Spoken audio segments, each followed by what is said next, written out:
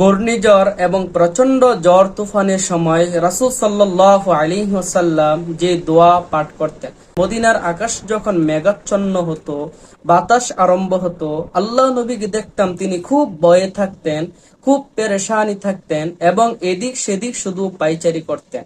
আল্লাহ নবীকে জিজ্ঞেস করা হলো, ইয়া রাসূলুল্লাহ, বৃষ্টি আসলে মানুষ তো আনন্দিত হয়, কিন্তু আপনি এত ভয় আর পেরেশানির মধ্যে কেন থাকেন?